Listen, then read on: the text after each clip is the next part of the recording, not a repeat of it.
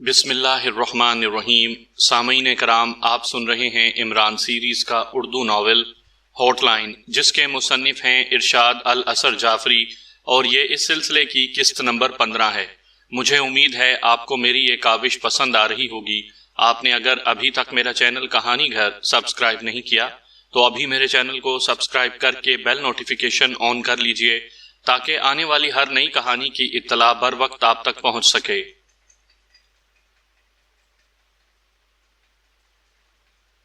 Peter نے شیشی کا ڈھکنا کھول کر شیشی اس آدمی کی ناک سے لگائی۔ 10 سیکنڈ بعد اس نے شیشی ہٹا کر جیب میں رکھ لی۔ اس کے تقریباً 20-25 سیکنڈ بعد اس آدمی کے جسم میں حرکت پیدا ہوئی۔ 1 منٹ بعد وہ مکمل طور پر ہوش میں آ چکا تھا۔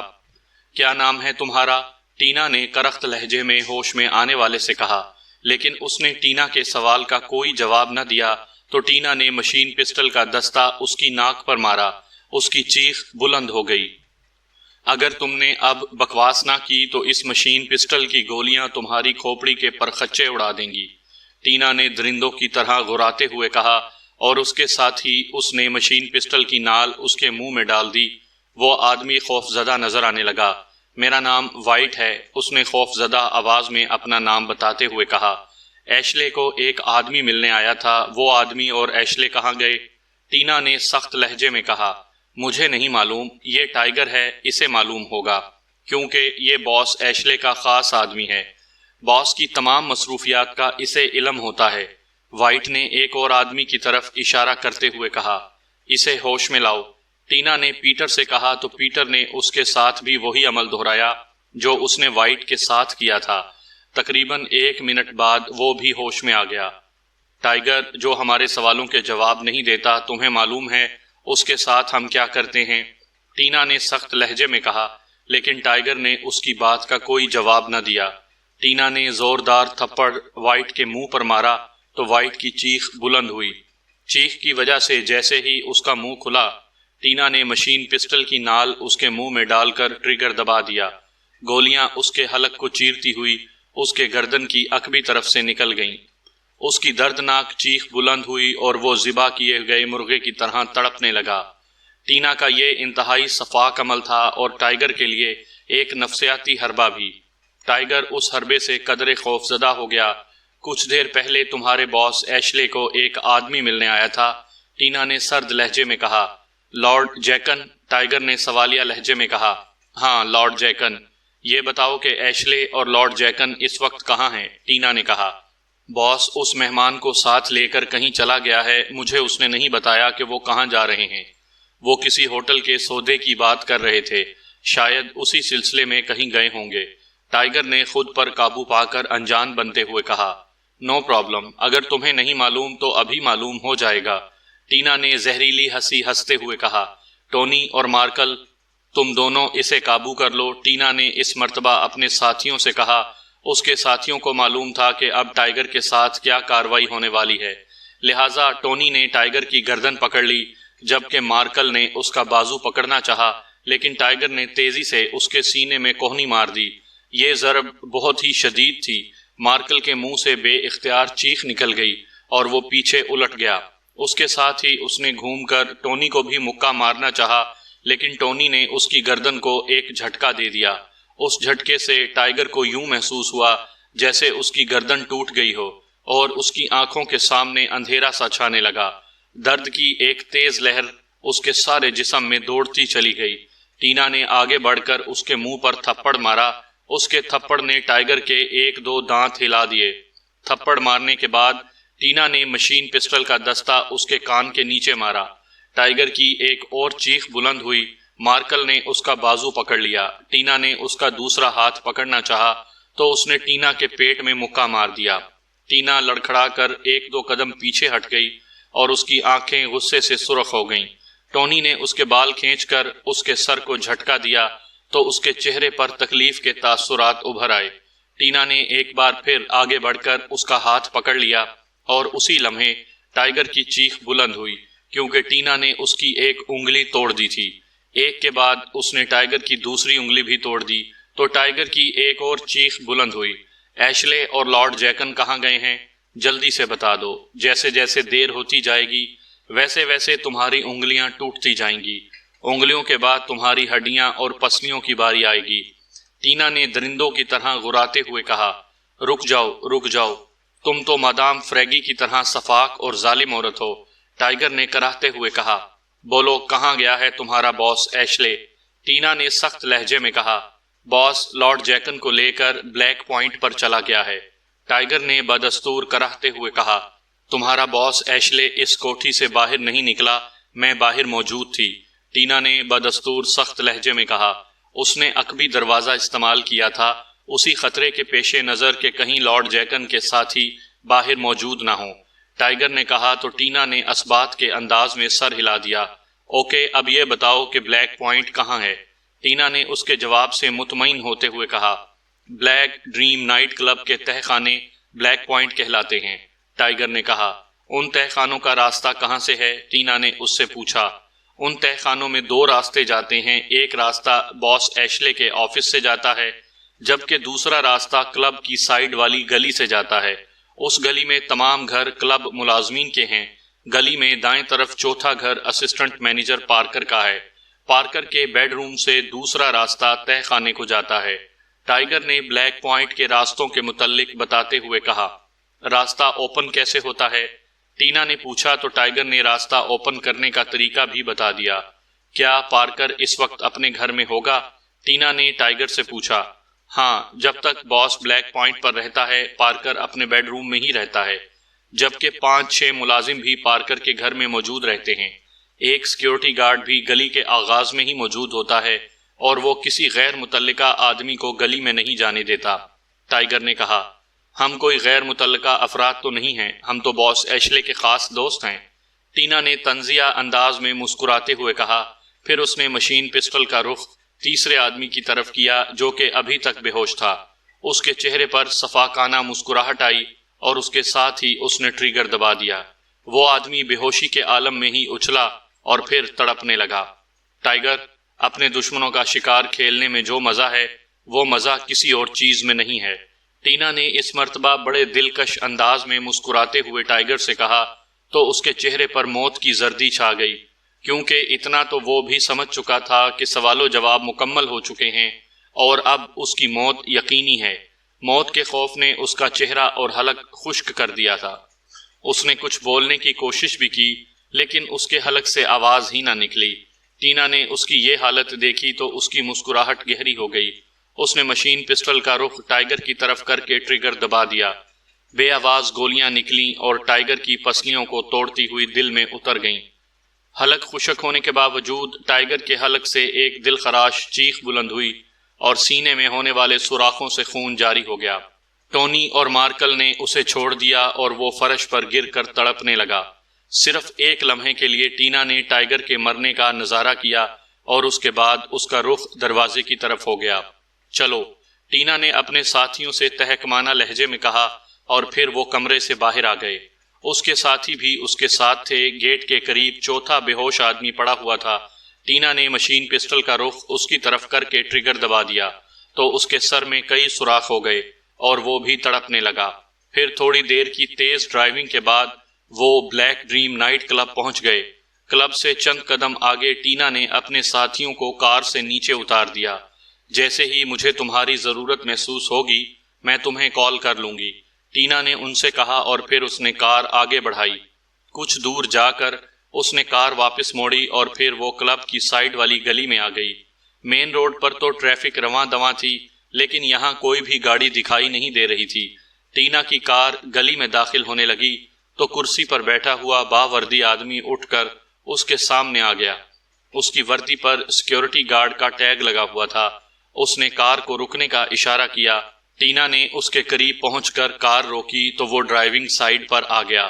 یس مادام، اس نے مودبانہ لہجے میں کہا، میرا نام سلونیا ہے اور میں ڈانسر ہوں۔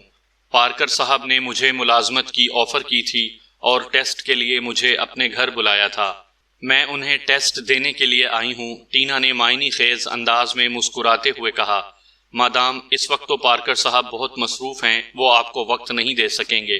سیکیورٹی گارڈ نے بدستور مودبانہ لہجے میں کہا، میں تو دوسرے شہر ویرونا سے آئی ہوں اور ویرونا یہاں سے 4 گھنٹے کی ڈرائیو پر ہے۔ ٹینا نے کہا۔ مادام بس اچانک ہی وہ ایک کام میں مصروف ہو گئے، ورنہ آج تو وہ فارغ ہی تھے، سیکیورٹی گارڈ نے کہا۔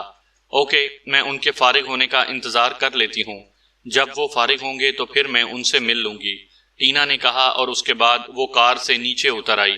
آپ کلب کے ہال میں بیٹھ کر ان کا انتظار کر لیں، یہاں کلب کے مالک آئے ہوئے ہیں اور وہ پسند نہیں کرتے کہ کوئی غیر متعلقہ آدمی یہاں آئے، سیکیورٹی گارڈ نے کہا۔ کمال ہے، کیسے کیسے لوگ اس دنیا میں موجود ہیں، ٹینا نے منہ بناتے ہوئے کہا۔ مادام وہ باس ہیں اور باس تو جو چاہے حکم دے سکتا ہے، سیکیورٹی گارڈ نے کہا۔ اوکے، میں کلب کے ہال میں ہی بیٹھ جاتی ہوں، ٹینا نے کہا، اور پھر وہ مڑنے لگی۔ مڑتے ہی وہ بجلی کسی تیزی سے حرکت میں آ گئی۔ اس نے جیب میں سے مشین پسٹل نکال کر سیکیورٹی گارڈ کی کن پٹی پر رسید کر دیا۔ سیکیورٹی گارڈ کی ہلکی سی چیخ بلند ہوئی اور وہ زمین پر گرتا چلا گیا۔ ٹینا کی ایک ہی ضرب نے اسے ہوش سے بیگانہ کر دیا تھا۔ ٹینا نے اس کی کن پٹی پر بوٹ کی ٹو ماری اور پھر اسے گھسیٹ کر کار کی پچھلی سیٹ پر ڈالا اور سیل فون نکال کر پیٹر کے نمبرز پریس کیے۔ جلد ہی دوسری طرف بیل جانے لگی۔ یس مادام، جلد ہی دوسری طرف سے پیٹر کی مؤدبانہ آواز سنائی دی۔ تم تینوں گلی میں آ جاؤ، جلدی کرو، ٹینا نے کہا، اور پھر اس نے کال کاٹ دی۔ نصف منٹ سے بھی پہلے اس کے ساتھی اس کے پاس پہنچ گئے۔ یہ سیکیورٹی گارڈ مارکل کے قدو قامت کا ہے۔ مارکل اس کی یونیفارم پہن کر کرسی پر بیٹھ جائے، اور پیٹر تم گاڑی لے کر کچھ آگے چلے جاؤ اور میری کال کے منتظر رہو، ٹینا نے اپنے ساتھیوں کو ہدایات دیتے ہوئے کہا، اور اس کے بعد وہ گلی میں آگے بڑھی۔ دائیں ہاتھ کے چوتھے مکان پر پہنچ کر وہ رک گئی۔ اس مکان کا گیٹ کافی بڑا تھا۔ گیٹ پر پارکر کے نام کی پلیٹ لگی ہوئی تھی۔ ٹینا نے مڑ کر گلی کے آغاز میں دیکھا اور اس کے بعد اس نے گیٹ پر دستک دی۔ فوراً ہی گیٹ کی ذیلی کھڑکی کھلی اور ایک مسلح آدمی دکھائی دیا۔ اس نے ٹینا کو غور سے دیکھا اور گلی کے دونوں جانب بھی نظر دوڑائی۔ یس مادام، اس نے بھی مؤدبانہ لہجے میں کہا۔ تم مجھے نہیں جانتے، میں پارکر کی چھوٹی بہن ہوں، ٹینا نے لہجے میں حیرت پیدا کرتے ہوئے کہا۔ اوہ، لیکن مادام، آپ اس وقت گھر میں داخل نہیں ہو سکتی کیونکہ باس آئے ہوئے ہیں، اس آدمی نے کہا۔ ارے باس ایشلے آئے ہیں، وہ تو مجھ سے بہت پیار کرتے ہیں، اور اسی گھر میں میری ان سے کئی ملاقاتیں ہوئی ہیں، اور تم مجھے اندر آنے سے منع کر رہے ہو؟ کہاں ہیں باس ایشلے؟ میں ان سے تمہاری شکایت کرتی ہوں، ایڈیٹ، ٹینا نے بلند آواز میں کہا تاکہ اگر دوسرے مسلح آدمی بھی قریب ہوں تو وہ بھی اس کی بات سن لیں۔ ٹینا کی بات سن کر وہ مسلح آدمی پریشان ہو گیا تھا۔ ٹینا اسے ایک طرف ہٹاتی ہوئی اندر داخل ہو گئی۔ اس کا اندازہ درست تھا، 4 مزید مسلح افراد گیٹ کے بالکل قریب کھڑے تھے۔ انہوں نے ٹینا اور اپنے ساتھی کی گفتگو سن لی تھی۔ وہ بھی تذبذب کا شکار ہو گئے تھے۔ تم نے دیکھا یہ کس طرح مجھے یہاں آنے سے روک رہا تھا۔ اگر میں نے باس ایشلے سے اس کی شکایت کر دی تو وہ اسے نوکری سے ہی نکال دیں گے، ٹینا نے ایک اور آدمی سے کہا، اور اس کے ساتھ ہی اس نے جیب میں ہاتھ ڈال کر چاکلیٹ کا ایک پیکٹ نکال لیا۔ چاکلیٹ کے پیکٹ کے ساتھ ہی اس کی انگلیوں میں کیپسول بھی آ گیا۔ اس نے چاکلیٹ کا ریپر پھاڑتے ہوئے کیپسول کو بھی انگلیوں میں دبایا اور اپنا سانس روک کر کیپسول کو زمین پر گرا دیا، جبکہ چاکلیٹ منہ میں ڈال لیا۔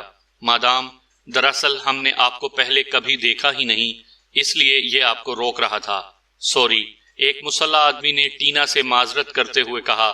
ان میں سے کسی نے بھی کیپسول کو زمین پر گرتے ہوئے نہیں دیکھا تھا۔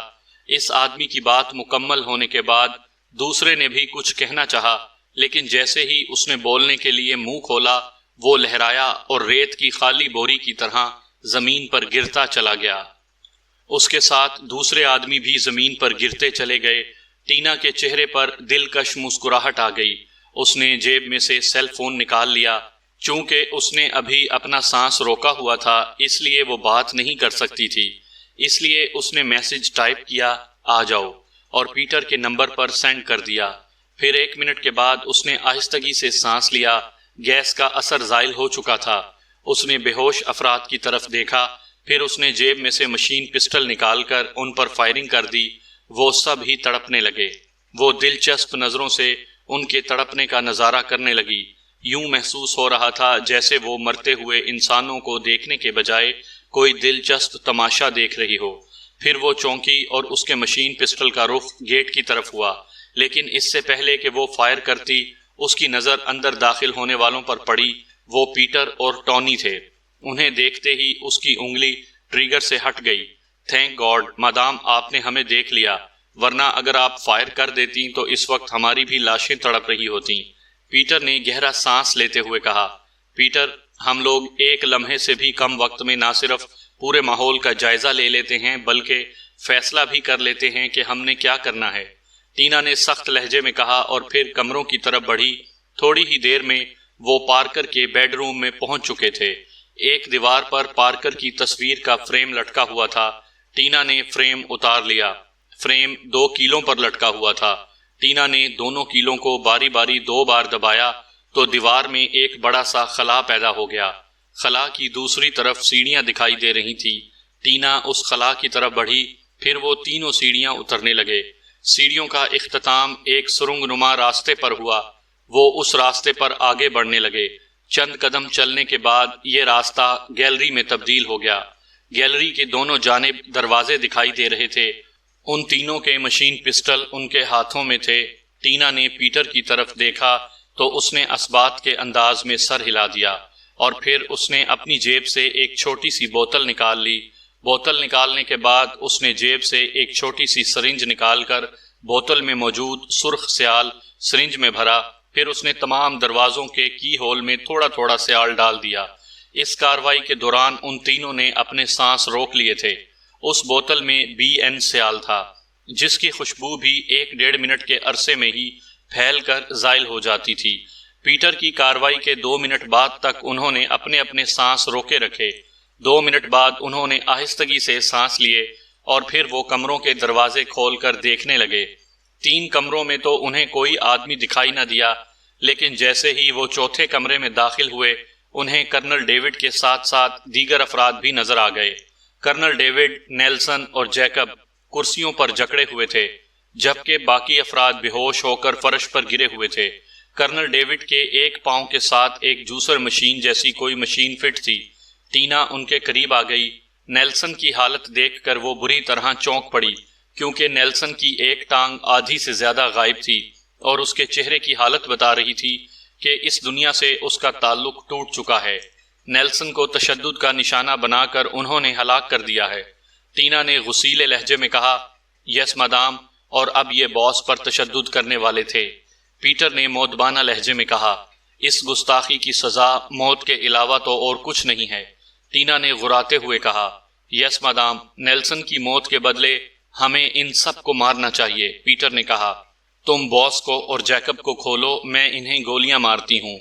ٹینا نے تحکمانہ لہجے میں کہا اور اس کے ساتھ ہی اس نے مشین پسٹل کا رخ بے ہوش پڑے افراد کی طرف کیا اور فائرنگ شروع کر دی۔ قاسم بھائی، یہ تو بتائیں کہ کیا آپ نے لو میرج کی ہوئی ہے؟ ریکھا نے لہجے کو سنجیدہ بناتے ہوئے کہا۔ ریکھا جی، میں آپ سے سخت ناراض وراض ہوں، قاسم نے منہ بناتے ہوئے کہا۔ ارے کیوں؟ میں نے کیا کیا ہے؟ ریکھا نے بوکھلائے ہوئے لہجے میں کہا۔ بھائی وائی بھی کہتی ہو اور پوچھتی بھی ہو کہ میں نے کیا کہا ہے؟ قاسم نے بدستور منہ بناتے ہوئے کہا۔ سوری، ویری سوری، اب میں آپ کو بھائی نہیں کہوں گی بلکہ قاسم جی کہوں گی۔ اب تو آپ خوش ہیں نا؟ ریکھا نے فوراً ہی معذرت کرتے ہوئے کہا۔ ہاں، اب میں آپ سے بہت خوش ہوں، اب آپ پوچھیں۔ قاسم نے کہا، انہیں لیرانی آئے ہوئے آدھا گھنٹہ ہو گیا تھا۔ ساؤتھ کالونی کی کوٹھی نمبر 70 ان کے لیے پہلے سے ہی مخصوص تھی۔ کرنل فریدی طارق صاحب کے ساتھ کہیں گئے ہوئے تھے اور باقی افراد فارغ بیٹھ کر بوریت محسوس کر رہے تھے، اس لیے ریکھا نے قاسم سے بات چیت شروع کر دی۔ اس کی باتوں سے وقت بہت اچھا گزرتا تھا۔ میں نے آپ سے یہی کہا تھا کہ آپ اتنے بڑے سیٹ کے بیٹے ہیں، آپ نے تو لازماً لو میرج کی ہوگی، ریکھا نے کہا۔ وہ سب جانتے تھے کہ قاسم کی شادی کسی محبت بھرے افسانے کا نتیجہ نہیں تھی، بلکہ یہ شادی قاسم کے والد کی مرضی سے ہوئی تھی۔ ریکھا کی بات سن کر قاسم کھی کر کے ہنسنے لگا۔ اسی کے ہنسنے سے اس کا ہاتھی جیسا جسم ہلنے لگا۔ ریکھا جی، شاید تم نے میری بیوی چھپکلی بیگم کو کبھی دیکھا ویکھا نہیں ہے۔ کوئی بھی انسان ونشان اسے دیکھ کر تو لو نہیں کر سکتا، قاسم نے ہنستے ہوئے کہا۔ اسی لیے تو کسی بھی انسان نے اس سے شادی نہیں کی۔ کیوں قاسم بھائی، میں سچ کہہ رہا ہوں نا؟ کیپٹن حمید نے قاسم کی طرف دیکھتے ہوئے کہا۔ ہاں، قاسم نے اثبات میں سر ہلاتے ہوئے کہا۔ تو ان سب کے چہروں پر مسکراہٹ آ گئی۔ قاسم نے ان کی مسکراہٹوں کو محسوس کر لیا۔ میں نے کوئی غلط ملت بات کہہ دی ہے؟ قاسم نے معصوم سے لہجے میں کہا۔ نہیں، بالکل نہیں، آپ تو بہت ہی اچھی باتیں کرتے ہیں، ریکھا نے اسے تسلی دیتے ہوئے کہا۔ نہیں، کہیں کوئی گڑبڑ گٹولا ہے، اس لیے تم سب ہنس مس رہے ہو۔ اس سالے کپتان وپتان نے کوئی ایسی ویسی بات کی ہے، قاسم نے کہا، اور اس نے کیپٹن حمید کو گھور کر دیکھا۔ لو جی، میں نے اس کی حمایت کی ہے اور یہ مجھے آنکھیں دکھا رہا ہے، کیپٹن حمید نے معصوم سے لہجے میں کہا۔ قاسم جی، آپ کیپٹن حمید کی بات کو چھوڑیں، میرا دل چاہ رہا ہے کہ آج میں آپ سے باتیں کروں اور کرتی رہوں، ریکھا نے کہا۔ اچھا، واہ واہ، اسے کہتے ہیں محبت، لو، آپ کریں باتیں، مجھے بہت خوشی ہو رہی ہے، قاسم نے خوشی سے معمور لہجے میں کہا۔ قاسم جی، آپ اتنے خوبصورت، ہینڈسم، طاقتور اور سمارٹ ہونے کے ساتھ ساتھ ارب پتی نوجوان ہیں، آپ پر تو سینکڑوں لڑکیاں مرتی ہوں گی، ریکھا نے کہا تو قاسم اور زیادہ خوش ہو گیا۔ جی ہاں، آپ بالکل ٹھیک میک کہہ رہی ہیں، میری پرسنالٹی پر سینکڑوں مینکڑوں نہیں بلکہ ہزاروں فل فلوٹیاں مرتی ورتی ہیں، قاسم نے اسبات کے انداز میں سر ہلاتے ہوئے کہا۔ پھر آپ اپنی بیگم کو چھوڑ کر دوسری شادی کیوں نہیں کر لیتے؟ ریکھا نے کہا۔ آپ کو معلوم تو ہے کہ یہ میری بہت بڑی خواہش ہے، لیکن میرا باپ سیٹھ عاصم، توبہ توبہ، بہت ظالم والم ہے، اس کے ہاتھ میں ہر وقت چابک ہوتا ہے اور وہ اس چابک سے میری کمریہ کو زخمی کرتا رہتا ہے، خدا کسی دشمن کو بھی ایسا باپ نہ دے، قاسم نے کہا۔ آپ اپنے والد کو نہ بتائیں، چوری چوری شادی کر لیں، ریکھا نے مشورہ دیتے ہوئے کہا۔ میرے والد نے میرے پیچھے جاسوس ماسوس لگائے ہوئے ہیں جو میرے ایک ایک منٹ کی خبر میرے والد کو دیتے ہیں، قاسم نے منہ بناتے ہوئے کہا، اور اس نے کیپٹن حمید کی طرف بھی دیکھا۔ اوہ ویری سیڈ، یہ تو بہت ہی افسوسناک بات ہے، ریکھا نے افسوس کرتے ہوئے کہا۔ اس میں زیادہ افسوس مسوس کی بات یہ ہے کہ ان جاسوسوں میں کچھ میرے خاص دوست بھی شامل ہیں، قاسم نے ایک بار پھر کیپٹن حمید کی طرف دیکھتے ہوئے کہا۔ تم اگر الٹی سیدھی حرکتیں کرو گے تو سیٹھ عاصم کو اس کی رپورٹ ملے گی ہی، کیپٹن حمید نے کہا۔ تم نے کبھی اپنی رپورٹ بھی کسی کو دی ہے؟ ہر وقت فل فلوٹیوں کے ساتھ دیکھے جاتے ہو، قاسم نے منہ بناتے ہوئے کہا۔ کرنل صاحب نے کافی دیر لگا دی ہے، روزہ نے رسٹ واچ میں وقت دیکھتے ہوئے کہا۔ کیپٹن حمید اور قاسم کی یہ بیکار کی باتیں جاری رہنی تھیں، اس لیے روزہ نے گفتگو کا موضوع بدلنے کے لیے یہ بات کہہ دی تھی۔ سر، کسی اہم کام میں مصروف ہوں گے، ورنہ اس طرح جانا ان کی عادت تو نہیں ہے، ہریش نے کہا۔ اگر تم میرے خالہ جاد عمران سے مدد لیتے تو اس طرح مارے مارے نہ پھرتے، قاسم نے منہ بناتے ہوئے کہا۔ تمہارا خالہ زاد خود مارا مارا پھر رہا ہے، عمران کے نام پر کیپٹن حمید چڑ گیا۔ دیکھا کیسی آگ واگ لگ گئی میرے خالہ جاد کے نام سے، قاسم نے خوش ہوتے ہوئے کہا۔ قاسم بھائی، میں بات کرنا چاہتی ہوں آپ کی شادی کی، اور آپ ہیں کہ بات کو دوسری طرف لے جاتے ہیں، ریکھا نے کہا۔ میں کہاں بات دوسری طرف لے جاتا ہوں، یہ حرکت تو سالہ کپتان وپتان کرتا ہے، کیونکہ میری شادی وادی کے ذکر پر اس کے بدن ودن میں آگ لگ جاتی ہے، قاسم نے کیپٹن حمید کو گھورتے ہوئے کہا۔ اس مرتبہ اس نے ریکھا کے بھائی کہنے کا نوٹس نہیں لیا تھا۔ آگ لگے تمہارے اس ہاتھی جیسے بدن میں؟ میرے بدن میں کیوں لگے؟ کیپٹن حمید آگ بگولا ہو کر بولا۔ دیکھا کس کے بدن ودن میں آگ واگ لگی ہے، قاسم نے زور زور سے ہنستے ہوئے کہا۔ کیپٹن حمید کوئی بات کہنا ہی چاہتا تھا کہ کمرے کا دروازہ کھلا اور کرنل فریدی کمرے میں داخل ہوا۔ تمہیں کیا ہو گیا ہے؟ تم اس طرح سے کیوں ہل رہے ہو؟ کرنل فریدی نے قاسم کو ہنستے ہوئے دیکھ کر کہا۔ کرنل صاحب، اس سالے والے کپتان کا منہ دیکھ لو، آپ بھی ہنسو گے، قاسم نے کیپٹن حمید کی طرف اشارہ کرتے ہوئے کہا، جس کا چہرہ ٹماٹر کی طرح سرخ ہو چکا تھا۔ حمید، کیا ہوا ہے تمہیں؟ کرنل فریدی نے حیرت بھرے لہجے میں کہا۔ کچھ نہیں، بس گلے میں پڑا ہوا ڈھول بجا رہا ہوں، کیپٹن حمید نے غصیلے لہجے میں کہا۔ ہیں، تمہارے گلے میں ڈھول پڑا ہے، لیکن مجھے تو نظر وزر نہیں آ رہا، قاسم نے آنکھیں پھیلاتے ہوئے کہا۔ تمہارے جھگڑے بھی کبھی ختم نہیں ہوتے، کرنل فریدی نے مسکراتے ہوئے کہا۔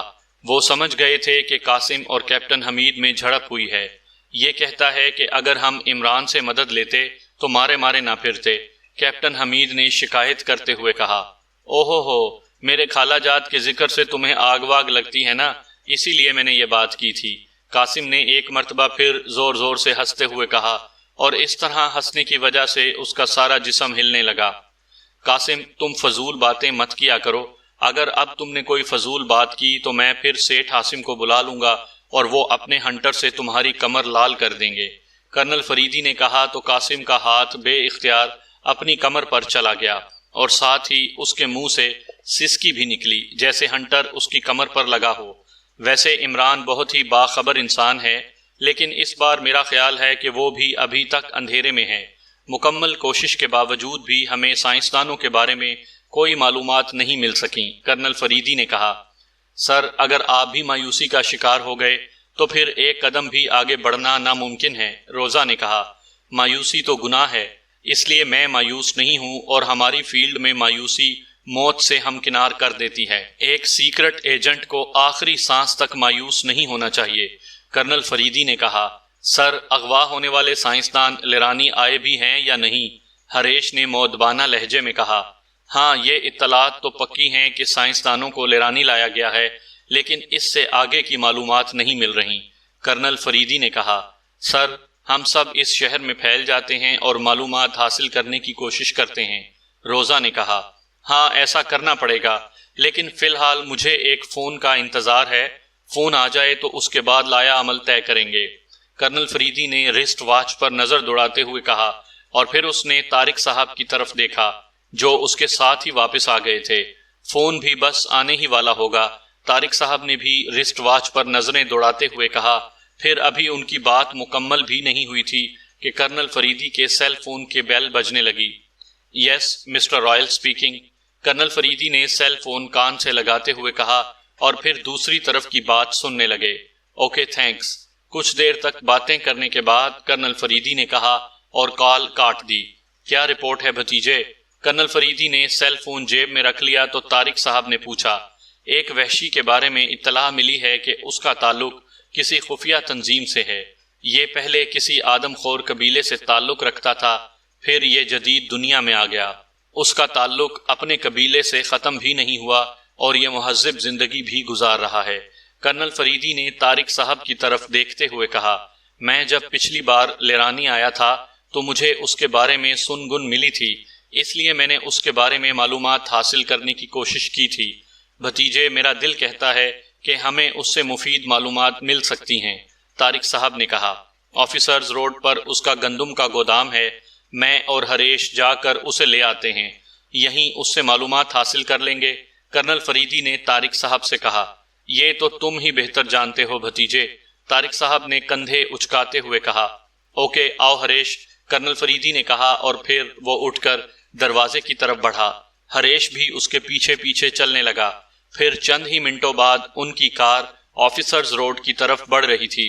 تقریباً 20 منٹ کے بعد وہ آفیسرز روڈ پہنچ گئے۔ انہیں گودام کی تلاش کرنے میں مزید 3 منٹ لگ گئے۔ گودام کا مین گیٹ بہت بڑا تھا جو اس وقت کھلا ہوا تھا۔ کرنل فریدی نے کار گیٹ کے قریب روک لی۔ گیٹ کے قریب 3 مسلح آدمی کھڑے ہوئے تھے۔ چند قدم کے فاصلے پر ایک کیبن بنا ہوا تھا۔ گودام کافی وسیع رقبے پر پھیلا ہوا تھا۔